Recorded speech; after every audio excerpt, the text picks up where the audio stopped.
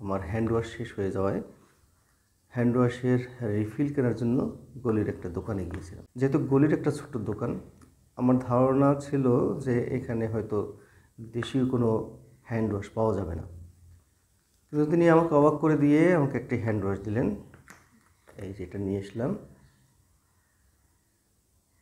Save hands নাম, liquid hand wash.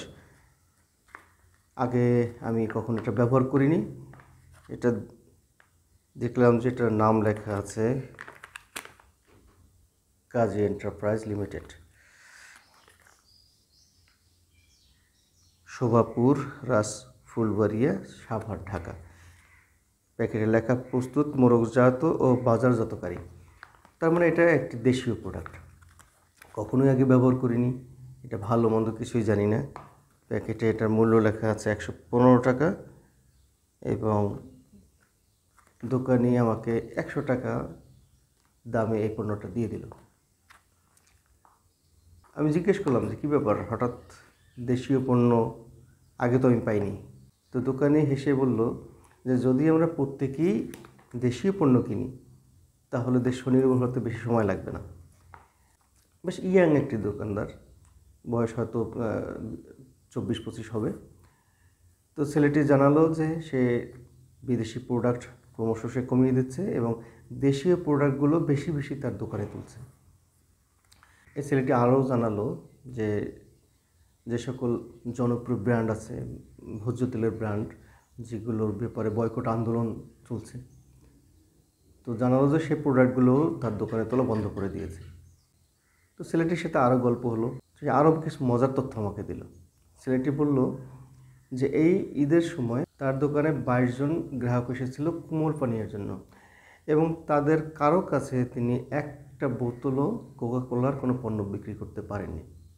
এবং তিনি আশ্চর্য হয়ে বললেন যে তিনি তার জীবনে এই প্রথম দেখলেন যে গ্রাহকরা কোকা কোলার পণ্যের পরিবর্তে দেশীয় পণ্য কিনতে চায়। তো এটা হচ্ছে গিয়ে বয়কট আন্দোলনের একটা ফল। সম্মিলিত ভোক্তাদের যে একটা শক্তি আছে, সেটারই একটি প্রমাণ এই ঈদ বাজারে পাওয়া গেল। আমরা ভোক্তারা যদি ঐক্যবদ্ধভাবে, সম্মিলিতভাবে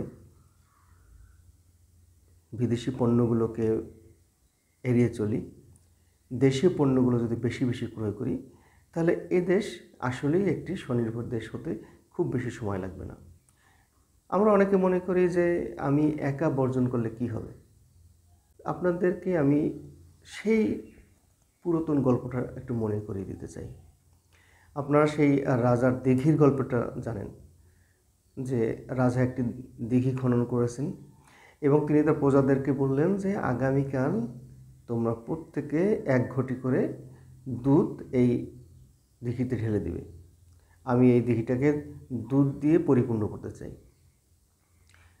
তো একজন প্রজা ভাবলেন যে সবাই তো ঘটি ভরে দুধ এই দিঘিতে ঢেলে দেবে, তো আমি যদি 1 ঘটি পানি তার মাঝে ঢেলে দিই তাহলে এটা কিছুতেই কারো চোখে পড়বে না। কারণ হাজার হাজার ঘটি দুধের ভিতরে 1 ঘটি যদি পানি ঢেলে দেওয়া হয় তাহলে এটা নিশ্চয়ই কারো নজরে পড়ার কথা না।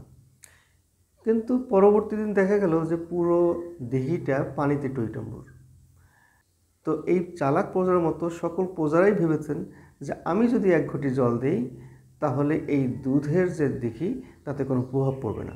কিন্তু দেখা গেল যে আসলে সেই দিঘিটা হয়ে গেল জলে পরিপূর্ণ একটি দিঘি।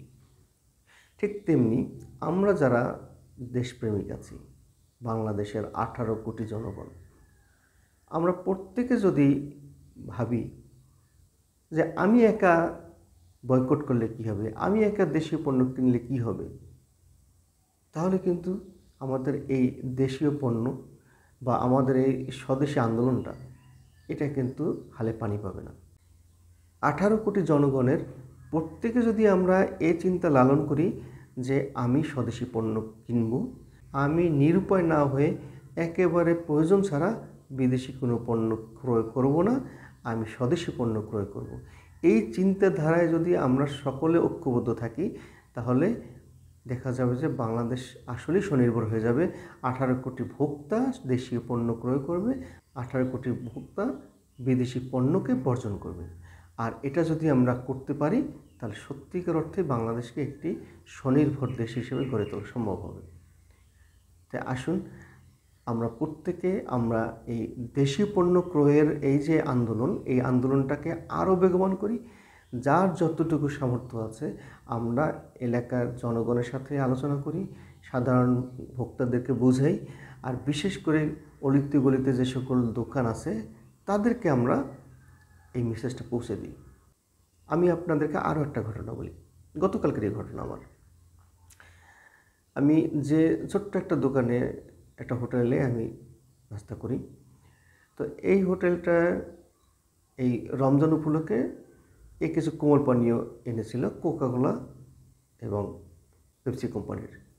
প্রথম দিন থেকে তাকে আমি বারবার বলতেছি যে কেন এগুলো, আমার দেশীয় কোমল পানীয়গুলো কেন কিনলেন না, এগুলো কেন কিনলেন।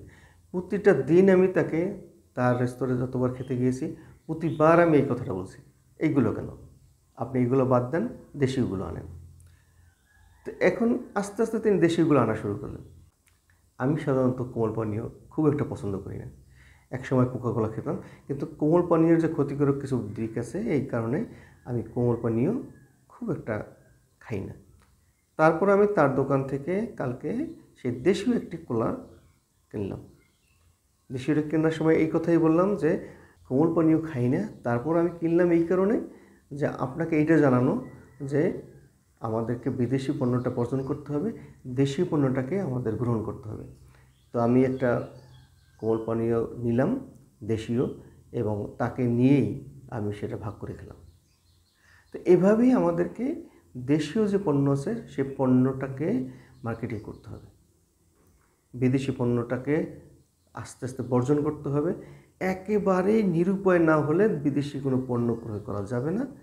আর দেশীয় যে সকল পণ্য আছে সেই পণ্যগুলো প্রয়োজন না হলেও দুইটা কিনতে হবে এই কারণে এটা দেশপ্রেমেরই একটা অংশ। দেশপ্রেমে উদ্বুদ্ধ হয়ে এগুলো যদি আমরা না কিনি তাহলে আমাদের এই পণ্যগুলো আসলে প্রসার হবে না, এই পণ্যগুলোর মান বাড়বে না, বিদেশি পণ্যের সাথে প্রতিযোগিতায় টিকতে পারবে না। আসুন আমরা প্রত্যেকেই দেশীয় পণ্য বেশি বেশি ক্রয় করি এবং বিদেশি পণ্যগুলোকে আস্তে আস্তে বর্জন করি। ধন্যবাদ সবাইকে। আসসালামু আলাইকুম ওয়া রাহমাতুল্লাহ।